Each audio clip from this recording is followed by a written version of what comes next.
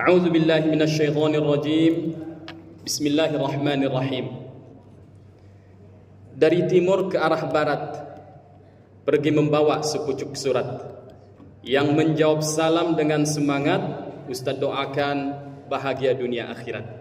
Assalamualaikum warahmatullahi wabarakatuh.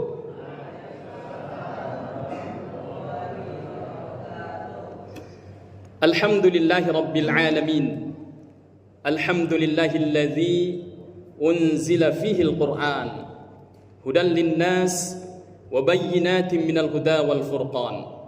Ashhadu an la ilaha illallah wahdahu la sharika lah wa ashhadu anna Muhammadan 'abduhu wa rasuluh alladzi la nabiyya ba'da amma ba'd.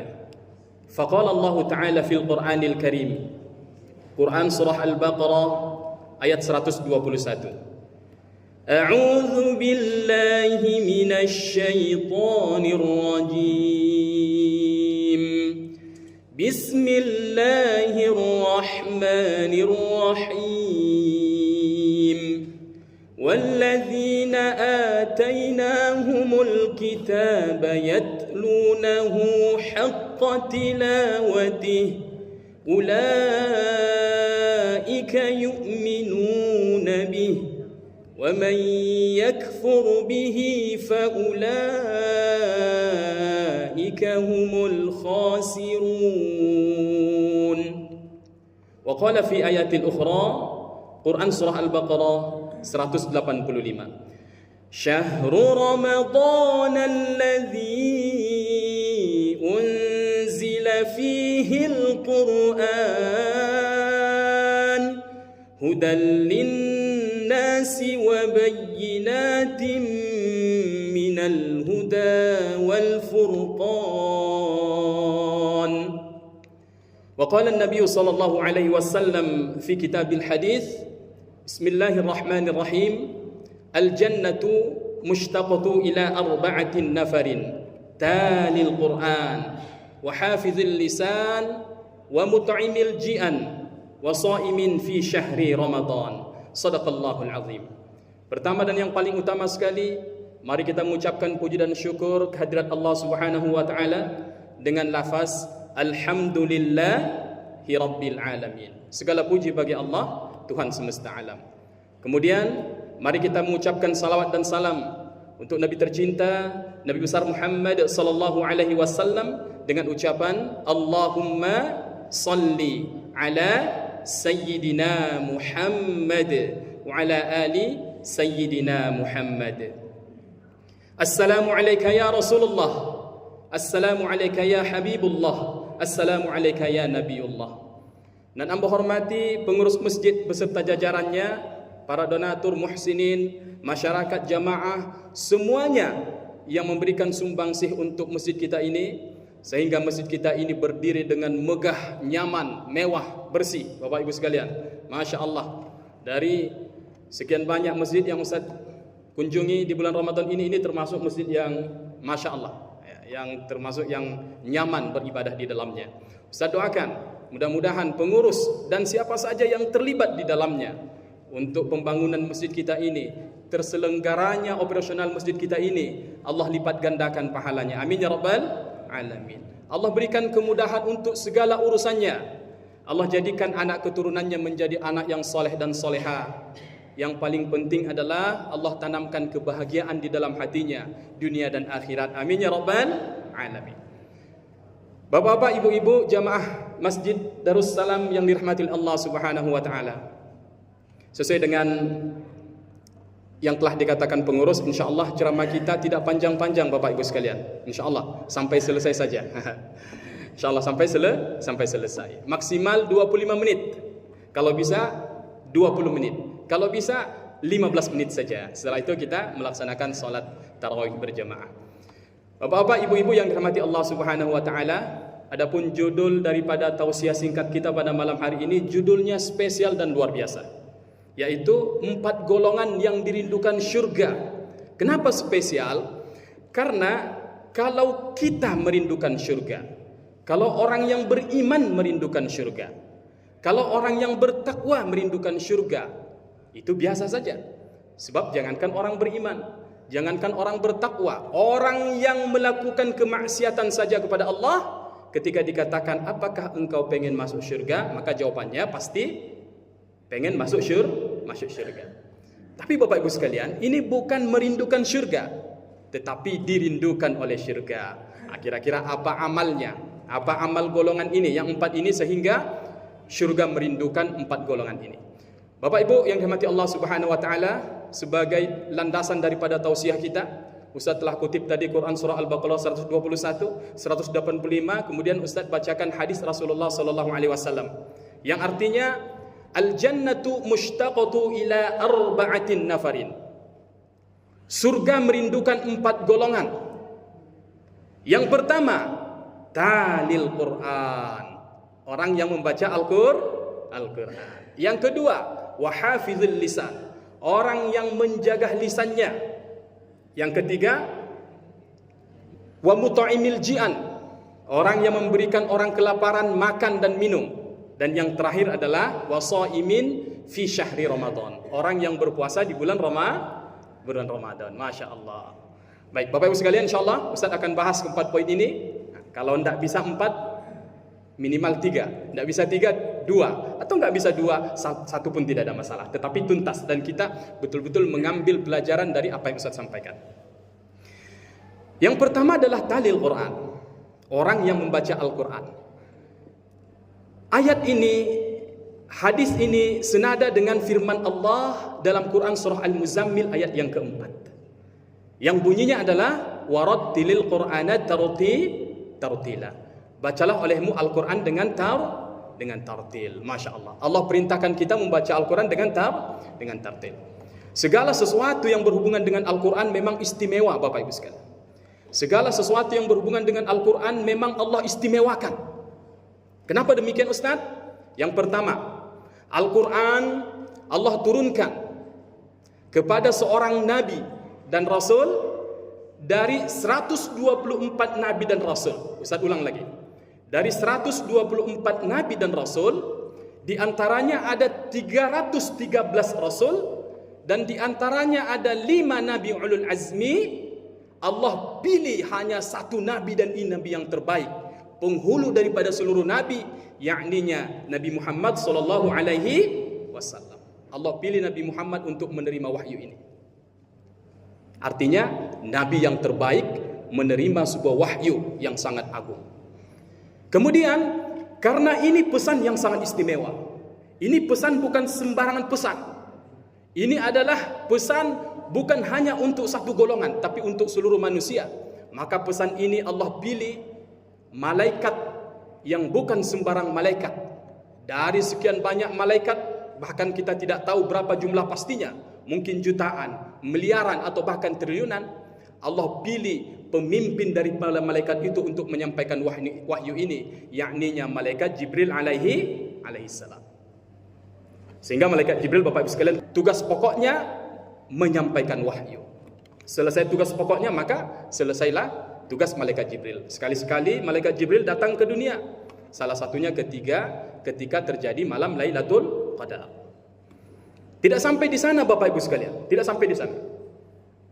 Karena ini pesan yang sangat mulia, waktu untuk diturunkannya pun Allah pilih, bukan sembarang waktu. Yakninya dalam Al-Quran Allah Subhanahu wa taala berfirman, "Syahrul Ramadan alladzi unzila fihi al-Quran, hudal linnas wa bayyinatin minal huda wal furqan." Bulan Ramadan adalah bulan yang di dalamnya diturunkan Al-Quran sebagai petunjuk bagi manusia, penjelasan-penjelasan mengenai petunjuk itu, serta pembeda antara yang hak dan yang batil. Dari 12 bulan, ada 1 bulan yang paling mulia dan yang paling baik, yakninya bulan Ramadan, dan pada waktu itulah Allah turunkan Al-Quran. Tidak cukup sampai di sana Bapak Ibu sekalian. Secara spesifik Allah firmankan dalam Quran surah Al-Qadar, "Inna anzalnahu fi Lailatul Qadar." Yang artinya sesungguhnya kami telah menurunkan Al-Quran pada malam Qadar. Apa itu malam Qadar? Lailatul Qadari khairum min alfi syahr. Yang mana malam ini ketika kita beribadah di dalamnya, saking mulianya malam ini, bahkan salah satu sebab menjadikan malam ini adalah malam yang paling mulia di antara malam-malam yang lain di bulan Ramadan, karena Allah turunkan Al-Quran di dalamnya. Kepada seorang nabi pilihan, utusan pilihan, malam dan waktunya dispesialkan oleh Allah Subhanahu wa taala, bulan yang terbaik dan malam yang terbaik.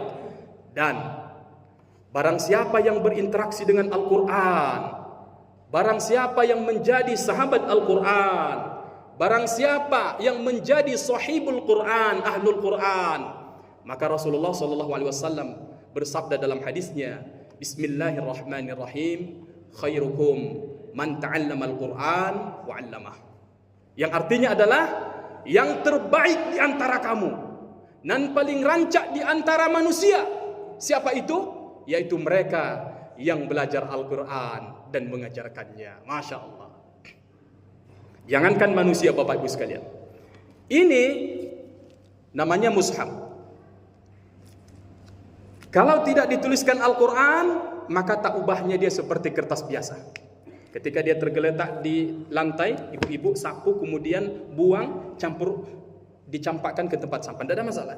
Tetapi ketika kertas biasa ini yang terbuat dari pohon, yang nilainya biasa-biasa saja, ketika sudah dituliskan ayat-ayat Al-Quran yang agung, maka kita memuliakan yang namanya mushaf Al-Quran. Jangankan Bapak Ibu sekalian untuk membuangnya ataupun membakarnya, membawanya saja kita harus beradab, yakninya di atas pusar. Ketika Al-Quran kita lihat tergeletak di lantai tanpa disuruh, pendosa sekalipun pasti tergerak hatinya untuk mengambilnya dan meletakkannya di tempat yang layak. Al-Quran, Bapak Ibu sekalian, benda mati jadi mulia, apalagi manusia. Sehingga Bapak Ibu sekalian, ada hadis Rasulullah SAW yang mudah-mudahan ini menjadi motivasi bagi kita untuk memperbaiki hubungan kita dengan Al-Quran. Rasulullah bersabda, Bismillahirrahmanirrahim, Man qara'a al-Quran wa hafizahu adkhalahu Allahul jannah wa syafa'ahu asyaratin min ahli baiti.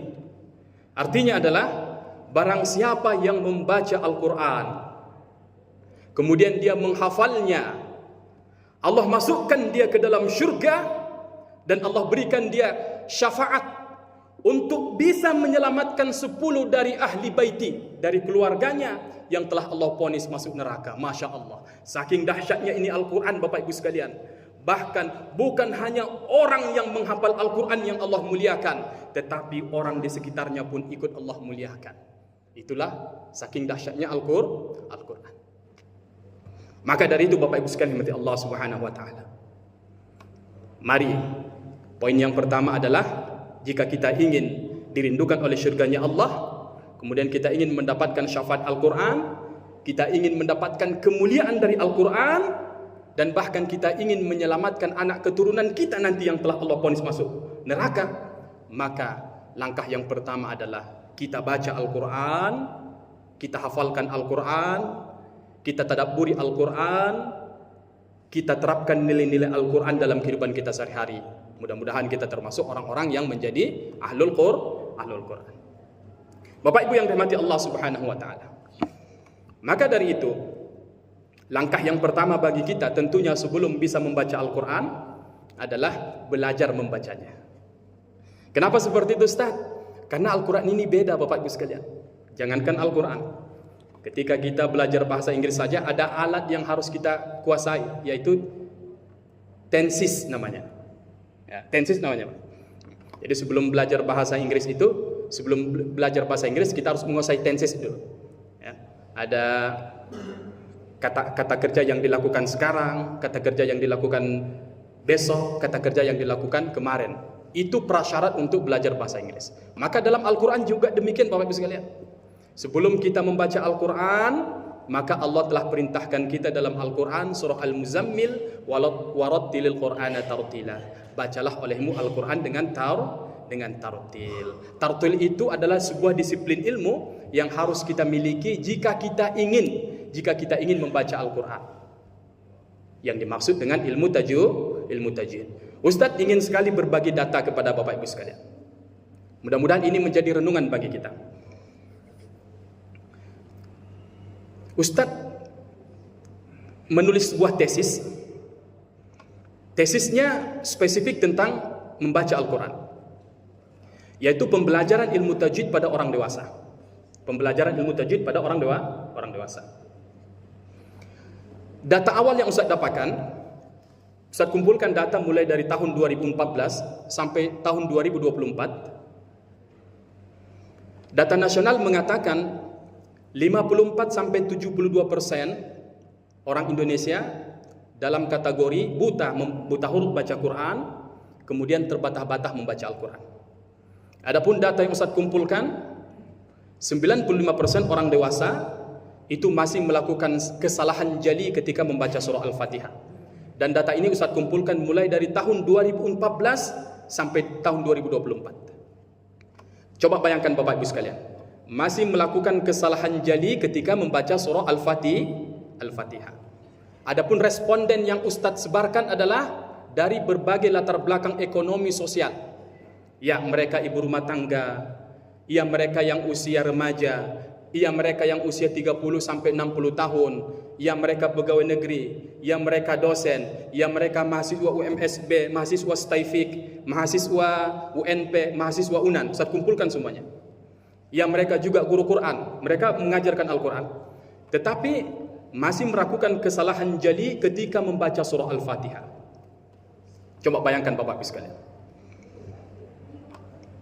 Dan kesalahan ini menurut Ustaz beranggapan karena banyaknya besarnya pengaruh-pengaruh dari luar, pada tahun 2030 akan tembus data ini 80 sampai 90% orang Indonesia dalam kategori tidak bisa baca Quran ataupun terbata-bata baca Quran. Salah satu kesalahan yang dilakukan Bapak Ibu sekalian, salah satu kesalahan yang dilakukan, dan ini merupakan kesalahan fatal yang sebenarnya ketika kita mau memperbaikinya bisa kita perbaiki, yaitu pada surah Al-Fatihah ayat yang kedua, Alhamdulillahi Rabbil Alamin. Banyak yang membaca Alhamdulillah, jadi huruf H pedasnya ditukar menjadi huruf H besar, yang semula artinya segala puji bagi Allah Tuhan semesta alam, tetapi karena tertukar huruf H pedas menjadi huruf H besar, artinya menjadi segala kematian bagi Allah. Al-Alamin, Tuhan semesta alam. Tapi kalau kita baca menjadi Al-Alamin, tertukar huruf Ain menjadi huruf Hamzah, sumber daripada segala penyakit. Ini bentuk kesalahan yang kami tuangkan Bapak Ibu sekalian.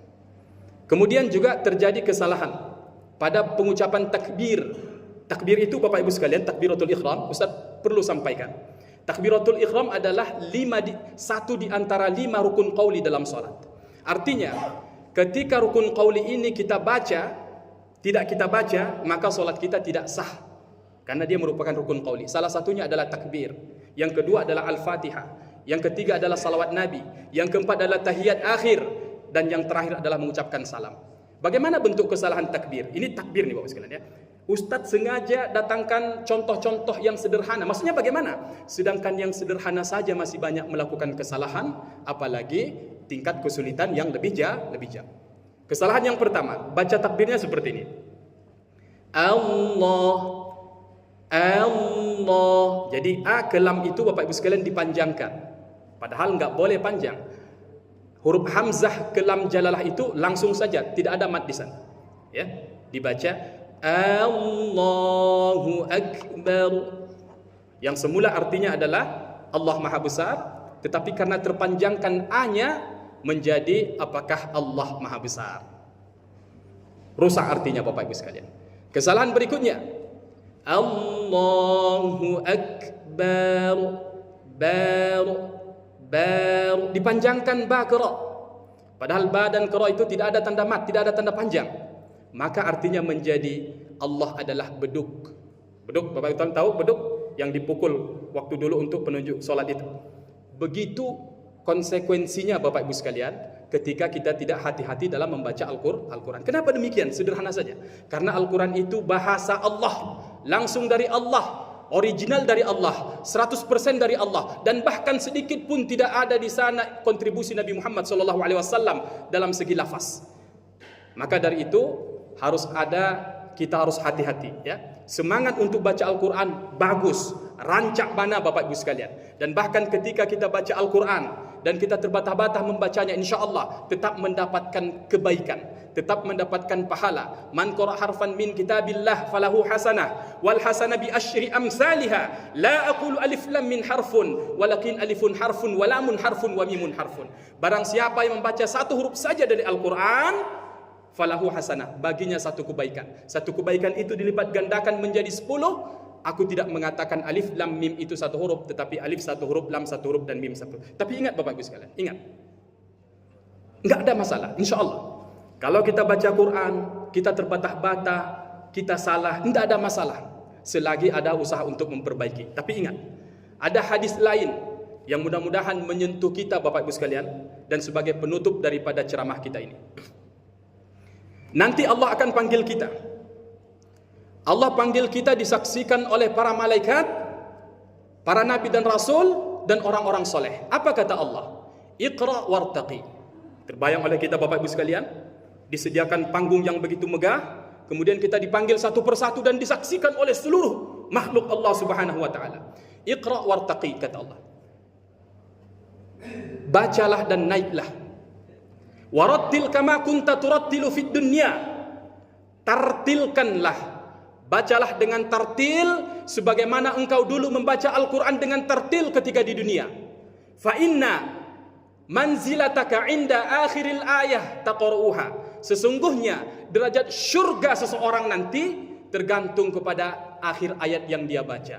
Terbayang oleh kita Bapak Ibu sekalian, Allah suruh kita membaca tartil nanti di akhirat. Dan Allah juga sudah suruh kita sebenarnya dalam Al-Quran yang Ustaz sampaikan dari Quran surah Al-Muzammil. Tiba-tiba Bapak Ibu sekalian, tiba-tiba baru baca a'udzubillahi minasyaitonirrajim saja sudah banyak kita salah. Orang membacanya lancar sampai 1 juz, 2 juz, 3 juz, sampai 30 juz. Tiba di awak Bapak Ibu sekalian, baru membaca a'udzubillahi minasyaitonirrajim saja lah salah huruf ainnya, salah huruf zalnya, salah huruf panjang pendeknya, bismillahirrahmanirrahim, tertukar huruf hanya, orangnya salah dan segala macamnya. Ba'a kira-kira taibu hati awak Bapak Ibu sekalian. Waktu di dunia kita adalah orang yang terbaik dalam segi hal. Kita punya harta banyak, kita punya anak yang berprestasi, rumah kita selalu direnovasi setiap tahunnya. Tetapi ketika Allah suruh kita baca Al-Quran dengan tartil, baru baca Al-Fatihah Bapak Ibu sekalian, lah banyak salah Bapak Ibu sekalian. Data ini sudah kami kumpulkan Bapak Ibu sekalian. Kami tidak ingin berburuk sangka, tidak. Tetapi karena konsentrasi kami adalah tentang ini, ada baiknya kita introspeksi diri Bapak Ibu sekalian. Minimal Al-Fatihah kita perbaiki, minimal Al-Fatihah. Minimal rukun qauli yang 5 itu Bapak Ibu sekalian kita perbaiki. Bagaimana cara memperbaikinya? Tidak lain dan tidak bukan adalah belajar Bapak Ibu sekalian.